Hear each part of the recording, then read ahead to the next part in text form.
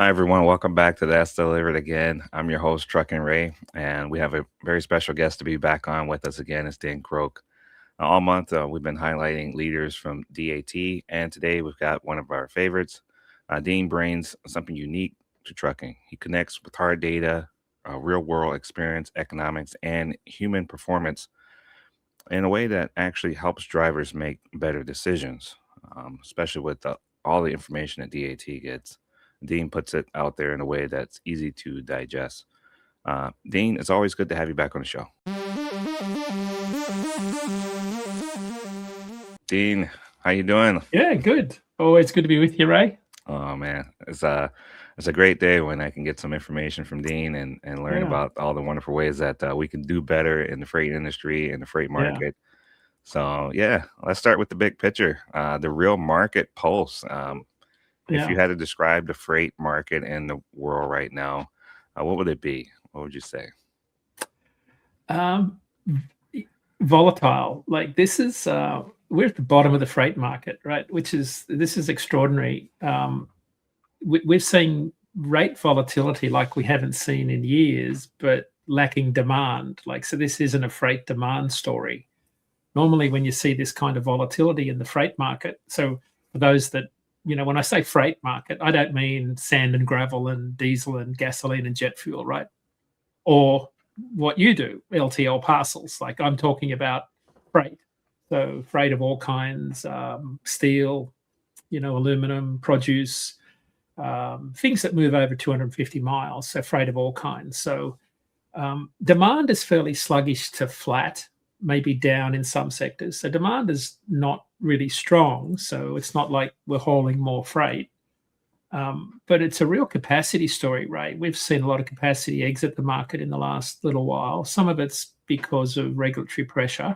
Most of it's, though, is because the industry's just been losing more capacity because it's been such a poor rate market. But that's been going on for the last 4 or 5 years. So we've lost something like 10% of the number of employees in the trucking industry over the last 3 years in particular. When you look at the number of employees on the Bureau of Labor and Statistics in payroll, like we've been losing employees on the employee side of the industry. That's not owner operators.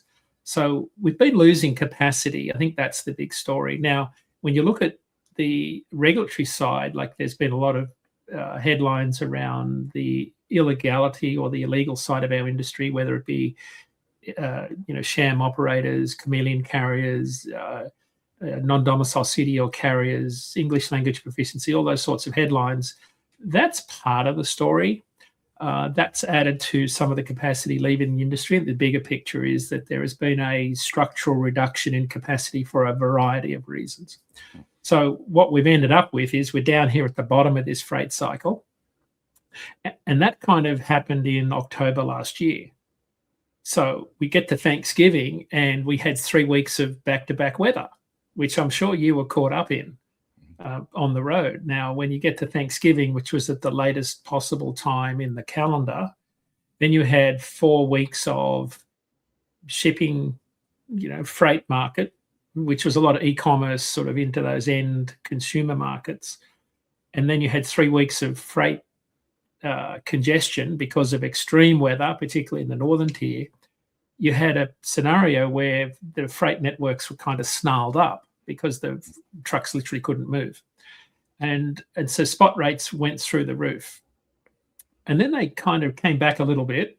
And then we had Winter Storm Fern and Gianna. And then freight rates took off again. And some people misunderstood that as a sign that the market had flipped. And what they really didn't understand was that, the spot market's 20% of the loads moved and contract market's about 80% of the loads moved. Well, the spot market really was a sign that there was a surge in demand over and above what contract carriers could move. The contract carriers haven't been adding more trucks because rates haven't been that good. So they didn't have a lot more capacity to move extra loads. Now, it wasn't like we were moving more loads. It's just that the rest of the market was moving slower because the weather was so bad. Capacity tightened because trucks were moving slower, not because we had more freight.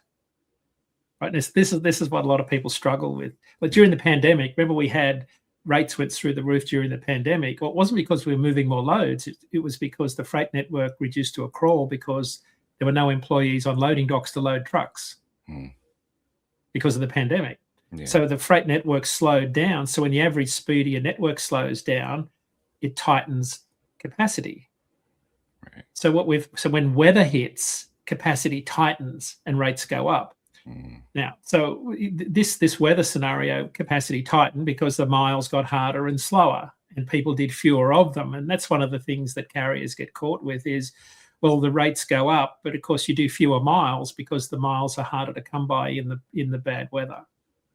So even though you might be earning another, 2 or 3 cents per mile or 40 cents a mile, it's a bit of a wash at the end of the week if you couldn't do more miles. Or you were held over because of poor weather. So we're kind of at the bottom of this freight market where there's a lot of volatility in the market where rates go up and down because of weather, but demand is really flat. And what we've seen in the last couple of weeks is that the market has cooled off again, predictably. So we've seen seasonality emerge in the dry van and reefer market. In fact, in the last 2 weeks, the refrigerated market's given up half of the gains that it picked up from the winter storm Fern. So when Fern hit, rates went up 24 cents a mile in 2 weeks. The last 2 weeks, they dropped 11 cents. So, but I think that the big story is, so if you said, where do we sit now at the end of February? Well, we're about 25% higher than where we were a year ago. So rates have definitely increased compared to where they were a year ago. So there's a new floor. I think that's important. If you said, what's the big takeaway from everything I've just waffled about? Well, there's a new floor in the freight market, and that means that rates are higher. Why are they higher? There's fewer trucks. So if demand is flat and there isn't any more loads being moved relative to last year, if demand is flat, it just means that there's fewer trucks to haul the same number of loads. So rates are sitting a little bit higher in the dry van and reefer sector compared to last year. So it looks like there's been a structural removal of capacity in the market, somewhere in the order of 4 to 5% of the number of trucks on the road have been removed. Wow. And I think it's got a lot to do with the market's just been terrible. And there's been a lot of carriers leave, go bankrupt, close their doors. I do think there's been a lot of carriers that have been caught up in the non-domicile CDL business. Insurance companies have squeezed them out, have asked the question about who are your drivers? Are they legitimate carriers? A lot of drivers, though, Ray, have just said, you know what, we're not interested in going anywhere near the southern border and being harassed like American citizens. So we've actually had them say to us, like we look at the rates out of McAllen back to Los Angeles, and those drivers come from California. Yeah. And like there's a lot of produce carriers that come from California that are American citizen drivers that just won't leave California. Really? For fear of being harassed. So when you look at the backhaul refrigerated lanes that the capacity is supplied by California, you can see the rates have been up 40% since September when ICE set up camp on the southern border. So whether it's Laredo or McAllen, and remember that Laredo and McAllen, half your produce out of Mexico comes through those two ports. Most of it's McAllen, actually. And the Mexico produce season runs from now through May. So what we're seeing is that there is a structural removal in capacity. There's a lot of volatility on regional freight lanes. So whilst the national rates are up, there is a lot more volatility, though, on other freight lanes. So then let's go to Florida, which is sort of now we're starting the 2026 produce season. We just had Valentine's Day. Spot rates were up out of Florida ahead of Valentine's Day, where 90% of your fresh flowers come from, into Miami. And spot rates were up in the order of 40% in the week, leading up to Valentine's Day for produce loads and reefer loads out of Miami. Well, they crashed by as much last week after Valentine's Day because the demand disappeared. So, and again, that's no surprise. That shouldn't surprise anybody. But why did they go up so much? Why were carriers getting paid $1,000 to $1,500 more per refrigerated load out of Miami than a year ago? Like, that's extraordinary. Well, the reason is, and again, I can't be 100% certain, but the fact that ICE and DHS DHS in particular, turned every scale house into an immigration enforcement center in September last year in Florida has a lot to do with that. Because anecdotally, we had carriers tell us we're just not interested in going deep into Florida because there's only certain roads in and out Florida. If your paperwork's not squeaky clean or you're a minority and you're worried about being targeted, drivers were telling us that they were fearful of going anywhere near Florida. And again, we had California carriers rejecting loads that were going to Florida out of California. So again, you could go back and search any of those shows that I've done back in January, and I said we're expecting to see a lot of volatility in Florida when produce season starts. And here was one of the first signs. Now, the cold weather from Winter Storm Fern slowed down berry season. Strawberry season's been damaged. Blueberry season's been damaged. So produce volumes are behind about 31% year to date in Florida right now. So we're not seeing any of that now. So I think the capacity, the volatility is going to be hit the most in the refrigerated produce sector this year. That's where I think the real story is going to be. Because I think the pressure from the regulatory side has been mostly in the reefer sector, because I think that's where a lot of our minority truckers have ended up, the ones that are being targeted the most. And I think that's where we're going to see the big story this year is a lot of volatility is going to be in the refrigerated sector when produce season really starts. Flatbed, it's doing what it always does. Flatbed's having a wonderful year, largely because of the AI data center boom. Anything to do with data center construction in the middle of nowhere where there's a crane and permits and a big deadhead component on the back end of it, flatbed carriers are having a wonderful season. But again, flatbed, we're heading into building construction, planting, nursery, farming, machinery import season, which peaks in March. And flatbed rates are up in the order of about 15% year over year. So they're having another great year. And but again, that's pretty much on par with what flatbed rates always do. They always go up from December through March, April, May, and then they kind of cool off. So dry van reefer behave pretty much the same. Flatbed rates kind of go up and then they plateau. But I think the real story about the freight market is rates are observably higher than where they were a year ago. And that's because capacity has left the market. But what I think I'll pause here because what it means is that for anybody in this market, when we get to the bottom of this market, which is when capacity has largely exited the market, and we're at a point of equilibrium, where in very simple terms, the number of loads equals the number of trucks. Whenever there's a surge in freight demand, rates will skyrocket. So there's that volatility. So think about, Mother's Day, July 4, all those sort of seasonal events. You'll see very few trucks able to handle that surge in demand. So the story of this year will be constrained capacity meets, sort of stabilizing freight demand. And it just means that Road Check Week in particular this year that's focusing on ELDs, I think you'll see a lot more carriers take time off this year because of the ELD focus, and you'll see rates absolutely go through the roof in that 10-day period without doubt. Nice. Yeah. Awesome, man. You know how to cover it. And I'm glad That's to a have you wrap. back on the show. Yeah. It's a big summary. Sorry to take so long to do that, but No, everybody that's there's a lot listening, to we got cover. Dean Croke here from DAT. I mean, you guys have all the data and information. Talking about data centers. I mean, I'm sure you guys are also staying prepared with all the changes that are coming through. What do you think things are gonna do with possibly in the future with tariffs? There are people wondering what that's gonna do to change.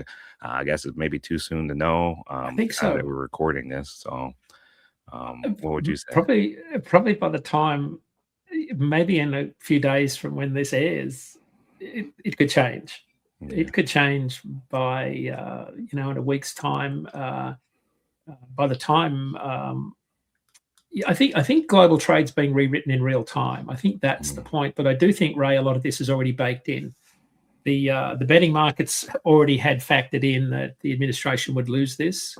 So I think a lot of shippers had already figured out that the administration was going to lose this, and that we were going to see things revert back to where they were. So I think I think the net change of all of this, the Supreme Court ruling is that the global shift to a 15% tariff, which again we didn't see coming, well maybe we should have, The Yale Budget Lab estimates that the change reduces the overall effectiveness of US tariffs by only about 2%. So the fact that all of the tariffs were made considered illegal, the new 15% global tariff effectively reduces US tariffs by only 2%, but it varies by tariff. So a 5% reduction for China.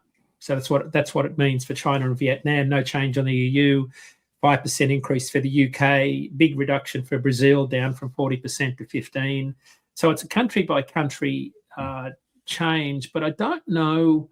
I think there's going to be a wait and see approach. I think that a lot of shippers have seen, the whipsawing effect of the last year has made people a lot more cautious. I think shippers and carriers are going to be more cautious on any major inventory bills given past tariff policy volatility. I do think we're going to see some near-term import surges and bonded warehouse activity. I do suspect there's been a lot of freight sitting in bonded warehouses around the country waiting to move. And of course, the tariff and import duties will be triggered as soon as they move out of that bonded warehouse. So I think that could be a scenario, particularly along the southern border and some of those big bonded warehouse markets that we have around the country. So, you've got a bunch down on Laredo, you've got some around Miami, Memphis, Dallas, Fort Worth, big ones around Chicago, Joliet. You've got a bunch around the southern border around Otter Mesa, Long Beach, Oakland, Seattle, Tacoma, New York, of course. So I think there's some big warehouse markets that could see some dry van freight flood out of those markets. As to whether it makes a big impact on the national freight market, I don't think so. But again, it all comes back to consumer demand. Like, are you and I going to buy more things that's going to fundamentally mean you're going to have more LTL freight in the back of your 28-foot pups tonight or your 53-foot vans? I don't know. That's the real story. I think that we're just not seeing anything that says we've got more demand that's going to trigger more loads on trucks. If anything, it creates more uncertainty, which means more doubt. Because that was the real story last year, was when Liberation Day came around, everyone hit the pause button and said, hang on, we need to wait and see. Well, what Friday told us was we need to wait and see again. Patience. So I think a lot of people are going to say now, okay, we need to wait and see how this plays out. And I think some of our trading partners have said, okay, if this is illegal and we can get a refund on the tariffs we've paid, we need to let this play its course. I just don't think there'll be a fundamental increase in truckload demand to the level people are hoping for. So if it does spike, just still be patient and wait it out. Is that some of the mistakes you're seeing, carriers? When they see the headlines, they see the trends, they may get excited. What would you say to them for not to make this mistake or to repeat a mistake? I just say keep your powder dry. Like, don't get too caught up in the headlines. The internet rushes to fill a vacuum with headlines, and we all want rates to improve. Now, we started the segment talking about rates are up 25% year over year. The rub there is that higher rates is going to attract capacity back into the market. People are going to buy trucks and join the market. Well, isn't that a crazy scenario? Yeah. You've just gone through a year where everyone was belly aching about all these sham carriers in the market that were driving rates down. Well, rates are going up now, which everyone wanted. Well, that means that in a free market like this, people are going to go out and buy trucks and join the market again. Now, that's a problem if demand isn't there. So I would say be very careful about what you wish for and don't get caught up in the headlines. I would just say to people, ignore the headlines and just worry about your own backyard. Like, control what you can. Like, that's old advice. That's not new advice. Like, worry about the things you can control, because this isn't a time to be getting too caught up in the headlines, because we still don't have any fundamental signs that demand for truckload tonnage is stable enough that we can say the market is improving right now. So rates are up 25% year over year. We've seen some capacity leave, but the market hasn't flipped. Now, I look at one data point I watch that's absolutely critical for truckload carriers watching is the ISM Purchasing Managers Index. which comes out on the 2nd or 3rd of each month. Now, January was up for the first time in almost a year. So the ISM PMI has a very strong positive correlation to the direction of dry van rates. So it comes out next week. There you go. Now I said back in January, if we see 3 months of positive movement, so it's a diffusion index. So it's anything above 50 means the economy is expanding. Anything below 50, it's contracting. So it's been below 50 for best part of last year. Well, it was at 52.6 in January. So if it's above 50 in February and above 50 in March, and it's in expansion territory, and new orders, which are new orders at manufacturers, and new orders mean loads on trucks eventually. Yeah. So all that, domestic manufacturing is sort of the thing that underpins the trucking industry. It puts loads in the back of your trailer. It puts loads on the back of trucks on the DAT network.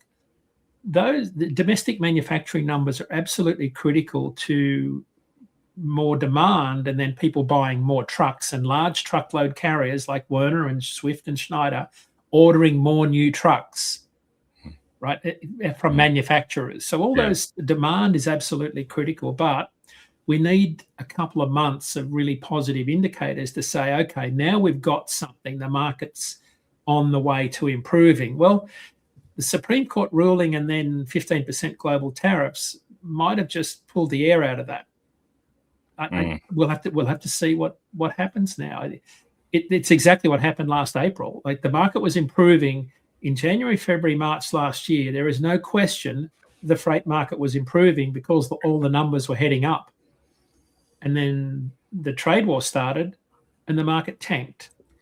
Well, we've just had 1 month of really positive numbers, and we're waiting for February to drop shortly. And now we had the Supreme Court ruling, and now a 15% global tariff, and now more uncertainty. We may have another repeat of last year on our hands. I just don't know. So it's kind of a wait and see attitude. If my advice to carriers would be, this is still a cost control market, like controlling your costs and being very cautious is the absolute name of the game. Because even though rates are up and your margins may be expanding, there's still no certainty that freight demand that underpins everything we're really on solid footing just yet. Wow.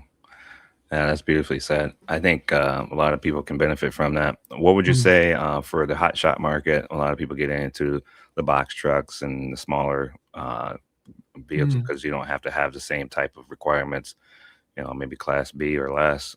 What would you say about that industry?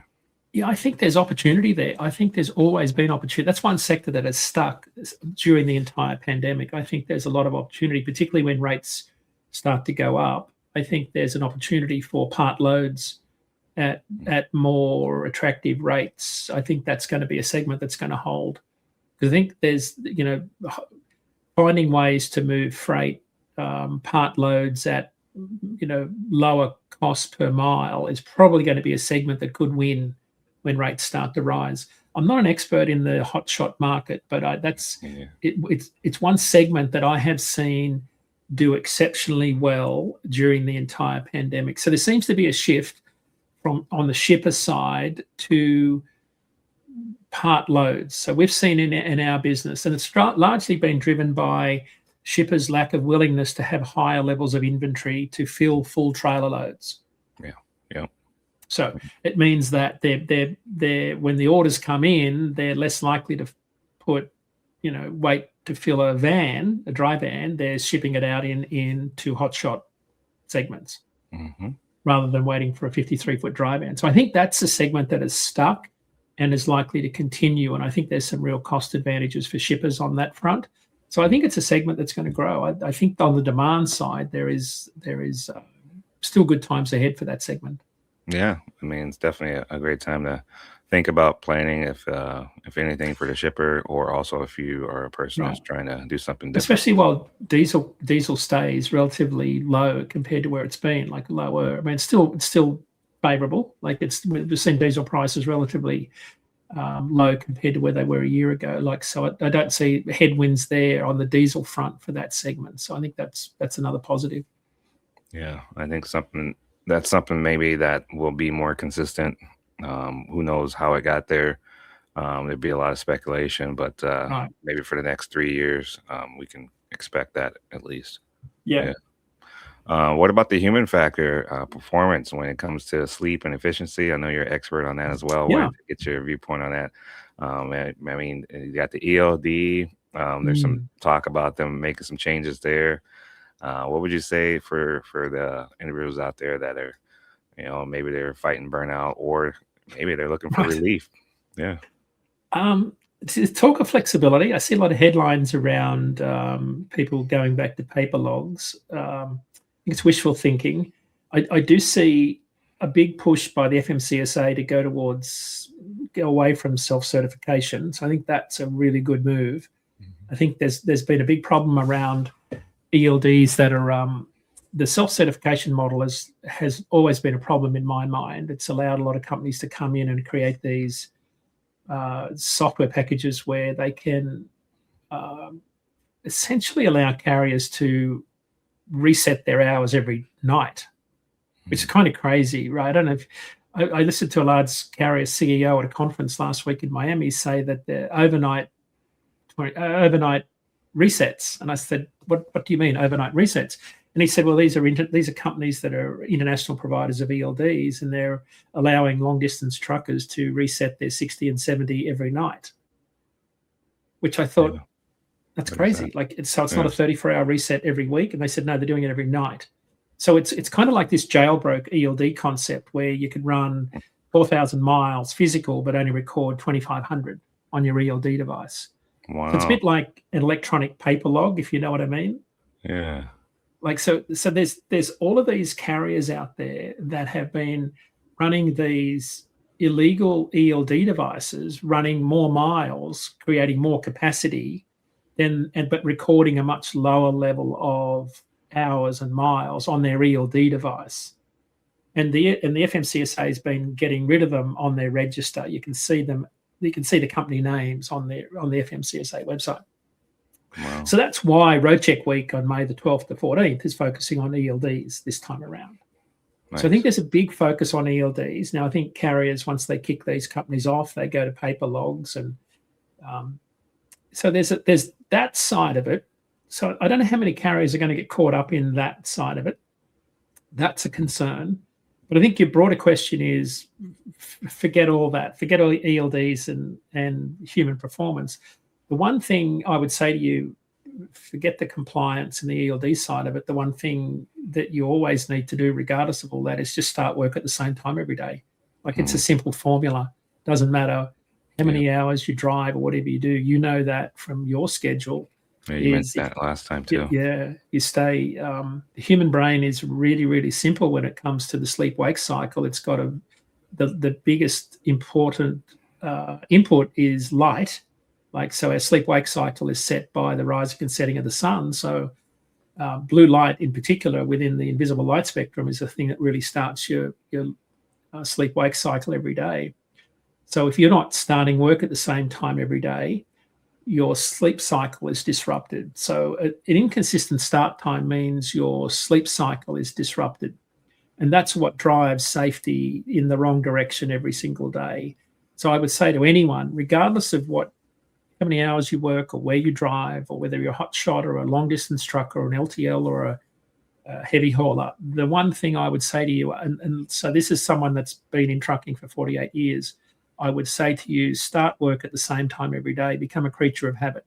No matter, so design your schedule, your pickups, your delivery windows around when you get out of bed every day, but make it the same time every day. Become a creature of habit and don't negotiate on it, because you will run better, you'll feel better, you'll be healthier, you'll eat better. It'll just power all of those good decisions you need to make every day. Because, hey, Ray, without sleep, we all behave like 2-year-olds. We all know that, right? Yeah. Yeah. It comes out on the road too. You can see, Absolutely. Don't we? wow, what's going on. So you think Yeah. bio-capable scheduling is gaining any traction at all for companies No, to look at? I don't think so. Biocompatible scheduling I'm a lone voice when it comes to this. I think so. Biocompatible scheduling was very popular during the paper log era because that's what we all did. We just didn't call it biocompatible scheduling. We just slept when we were tired and drove when we were awake. That's what it was called. We just slept according to our biology. Now it's got a fancy title now because we all know about sleep science, but heck, go in and try and put in a biocompatible scheduling into a trucking company and get them to design a schedule around a driver's sleep pattern and get them to book appointments with a shipper or a receiver around when a driver wants to sleep and see how long that conversation lasts. Yeah. Like, they laugh at you. Yeah. But if you actually get it to work, you would not believe the difference it makes. And it works. Like, it's not like you're doing less loads or less miles. You're just doing them differently. Like, it's not complicated. With all the technology we've got today, it's actually much easier to do. It just requires people to have the right level of imagination and commitment. Yeah, I mean, there's a lot of daytime sleepiness. There's a lot of people that Yeah. take medicine to go to sleep, and Right. who knows what the long term effects are. You know, you Well, it's only a lot of it's to do know. with light, Ray. You mean you Yeah. talk about wintertime, like excessive daytime sleepiness is a symptom of, it's a sleep apnea symptom, but also in winter when you get less levels of light, Hmm. you have, you have that sleep disorder that comes from lack of sunlight. Yeah. So it's a form of depression that you get. So light is a really important thing to stay in touch with. Yeah. But sleep doesn't happen by accident. Like, I think that's the thing you've got to focus on as a driver. It's not a one size fits all. Everybody's got to work harder at this as they get older. Light is a really important thing. So Man, yeah, I go to Texas and the sun hits the windshield, and I'm like, "Look man, this is nice." You know, yeah, like, it's then I got to nice. come back to the Midwest, and Yeah, like you're up in the yeah, northeastern part there, and I mean, man, yeah, the yeah. weather makes a huge difference on your morale Right. and just Well, it's everything. called SAD, right? Seasonal affective disorder. So that's Mhm. what people in northern latitudes or up in Alaska get affected with. That's what it's called, SAD, and it's Yeah. it's a form of depression from lack of light. So there's all sorts of light therapy you can use to supplement, light or blue light in particular. But it's the reverse in summer. Like, so, when you've got 15 hours of sunlight, the sleep gate doesn't open till late at night because you've got so much light. Your sunset's not till 9 at night. Yeah. Your brain's not getting the signal that night's here. And that's why Mhm. truck accidents and car accidents go up in summer. Mm. You would think, oh, there's less accidents in summer. Well, no, you got less sleep. So you have more accidents.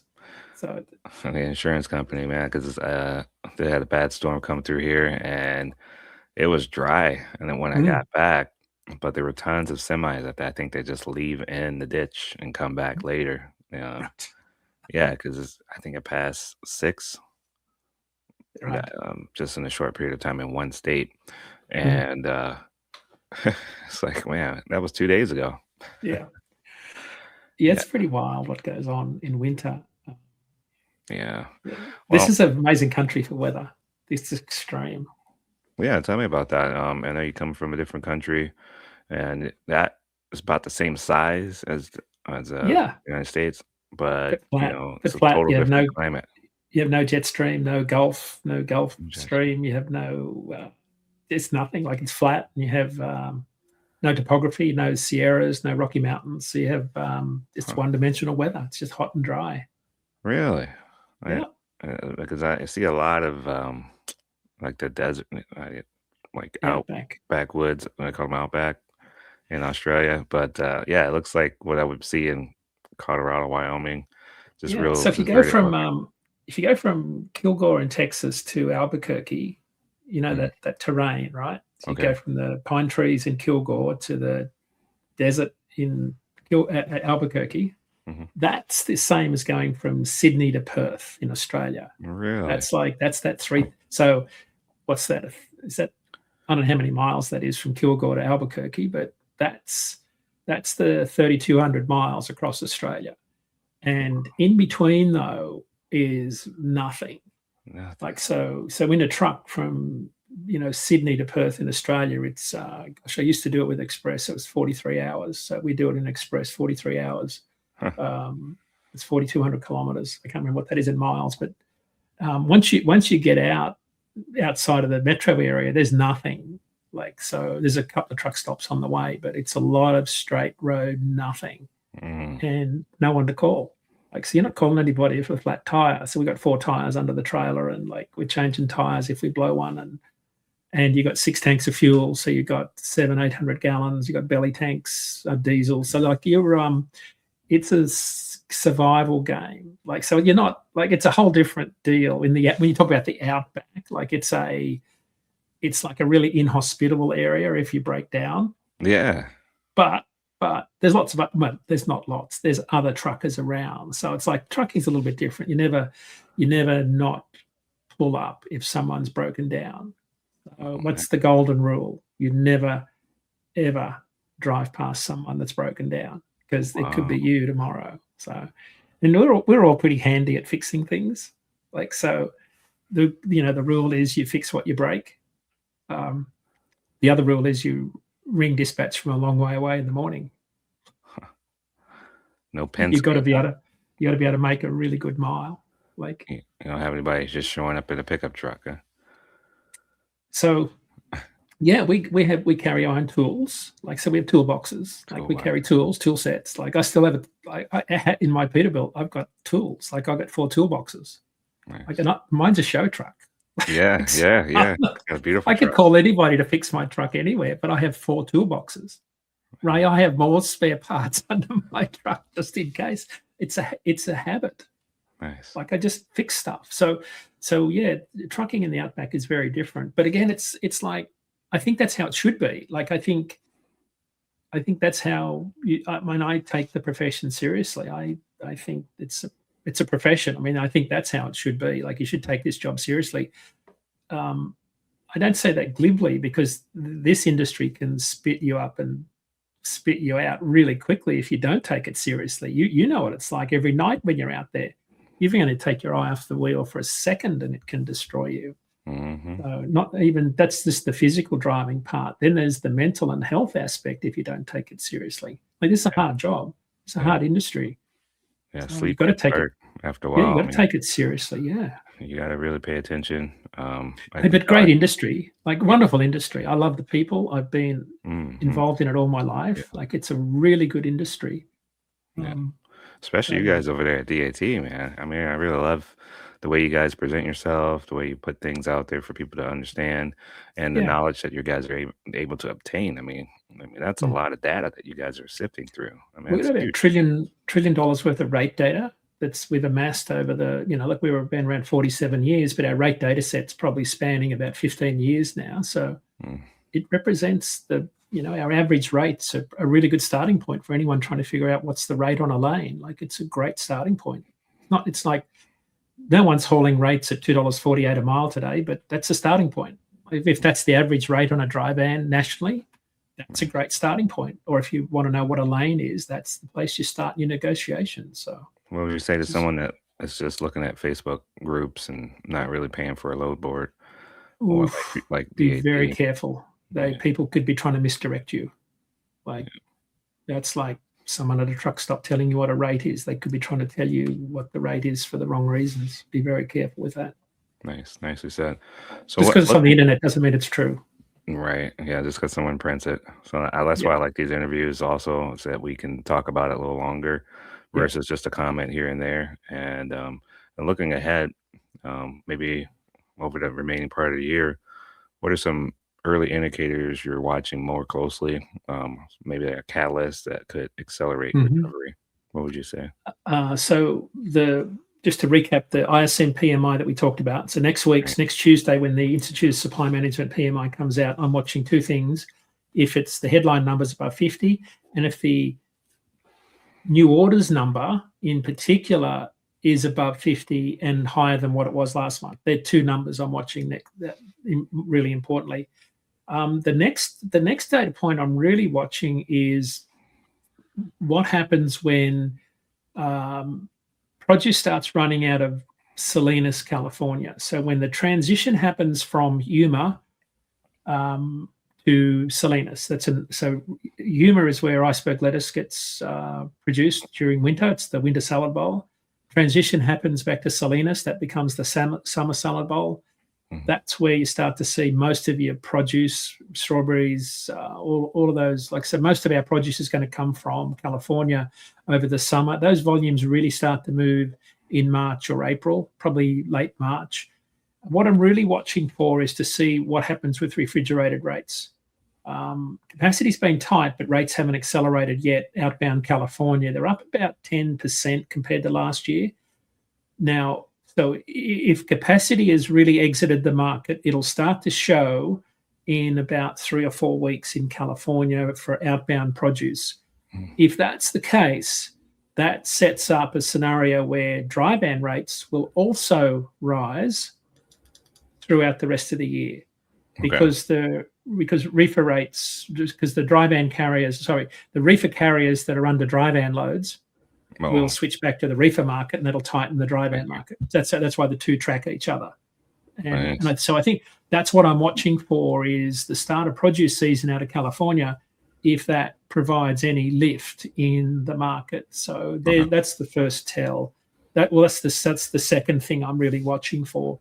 And I think we'll start to see, we may see a little bit more lift on some of the port markets. I'm watching for California to have a bit of a rebound in their imports, maybe an early peak season. We could see some of that if China starts to send a few more imports back in April. So I'm watching some of that to see. So I think the produce season is going to be the biggest tell, Ray. All right. So personally, to close, what's some things that keep you optimistic about trucking that you can share with people out there to keep their heads up? Truck shows. I think truck shows are always the tell, right? How many people go to truck shows? The fact that Mid-America is in 31 days or 30 days, it tells me people are still making money. They still care. There's still the passion for the industry. Wow. There's a lot of doom and gloom in the industry if you live on the internet. There's a lot of rage baiting. There's a lot of negative comments on Facebook. But hey, when I go to truck shows and I meet the backbone of the country, the industry, the old school truckers, it gives me hope that the industry is alive and well and people are still making money, and that there's a lot of people that are doing exceptionally well. So truck show seasons is weeks away, and that's what I look forward to, because that's what keeps me going. Like, it's sort of the kind of that ray of sunshine that's out there, in what can be a very dark, gloomy industry. Wow. I mean, what's something that people, when they look at the industry, that we get right that other people don't understand? What would you say to that? What did we get right? We get stuff done. Like, I think we do it we do it without any fuss. I mean, we just get stuff delivered. We do it in a way that we make it look so easy that most people don't even notice. That's the part. A lot of truckers think, oh, that there's nothing to that. Like, and I think, no, there is a lot to doing what you just did. You running an LTL turn at night, there's an enormous amount of risk in doing what you do. I know it. Like, I know what you fight every night. Well, now I'm doing the sleeper too, where I'm sleeping in the back while someone else drives. Oh, even harder. So, yeah, that's tough, man. That's tough. Yeah. So I think that's the part that most people don't understand, is that we carry the economy one load at a time. And I think that's the part most people don't understand, is we make it look so effortless, yet it goes unnoticed. And I think that's to me, that's the part that makes us so special. That's awesome. Beautifully said. We'll speak on that too. I mean, that's delivered, that's why I came up with the name. It's just, that's the best part when you get it delivered. It's the final product. Enough said, you don't have to say anything. There it is. Well, it's a lot of pride. I think there's an enormous amount of pride. People say, why did you love trucking? I always take a lot of pride in tying down a load on a flatbed, delivering it undamaged, not wet, and in one piece. Like, that takes a lot of skill on terrible roads, mind you. Like, wow. But turning up on time with it in one place, not damaged. Like, I used to take enormous pride in that. That's great. It's crazy. Like, people think, are you nuts? Yeah, I used to love that. That is that. I mean, I think that's great. Um, Yeah. especially the part where you say it's dry. I mean, those tarps, Double they could, top. if you don't do it Double right, I top. mean, it can Yeah. really take away and even Yeah. probably hurt somebody too. Because if they fly off, they'll cover entire cars and stuff. So Well, I saw a post the other day, Adam Wingfield on LinkedIn, and someone was talking about straps on loads of steel. And I said, I would never haul a load of steel with straps. I don't care if the shipper said no chains. I'm chaining that load like you wouldn't believe. I'm putting every chain I've got on it. I don't care about the rules about how many chains per every 10 feet. I'm putting as many chains on that thing as I can. I don't mm, care. I'm putting every chain I've got out of that nice. toolbox, every chain. I would never haul a load of steel with straps. I don't care what you say. That stuff moves like you wouldn't believe. And the minimalist approach doesn't work for me with steel. And this post was about a shipper saying you can't use chains because it'll scratch the steel. And I'm Yeah, that's what thinking, I'm thinking. It breaks oh it. no, no, no, no, no, no. That shipper doesn't understand how steel moves because you can't get enough bite on I-beams. I don't care. They don't know how freight moves under a load. Yeah. So anyway, that's just a personal opinion, but I think there's a lot to handling freight. And I think the only thing that makes it not a big deal in this country is the roads are so good. We just don't. The roads here, Ray, are so good that you don't need the level of load securement that other countries do. Because Wow. I can right, only, I can't. It's there. yeah. Wow.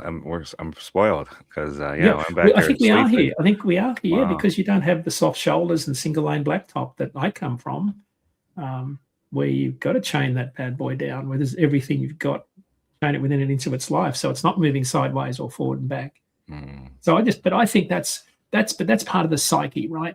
Because I always would tie my load down to what's the worst possible scenario that could happen. yeah. Yeah. Like not the minimal. Like what's the minimum the regulation says I need to do? No, what's the worst thing that could happen? That's what I'm protecting against. Because one day it could happen. Mm-hmm. It's And in not this if, it's when. country, Yeah. that could be jail Yeah. Yeah. Or worse. or Yeah. the worst. Right. Yeah. So, man, we covered quite a bit. As We did. always, I'm happy with all the things you're able to inform people of and educate as to how they can get that information through DAT.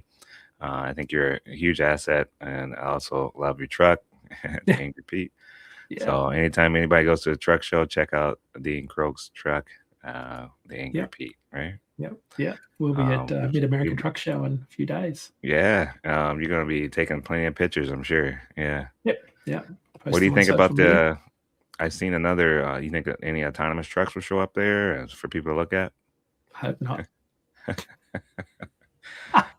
Oh, there will be. I'm curious. I want to see if they're driver assist. I'm not sold on the whole autonomous thing, but Yeah. I do like the idea of driver assist. Like, so help me drive at 4 a.m.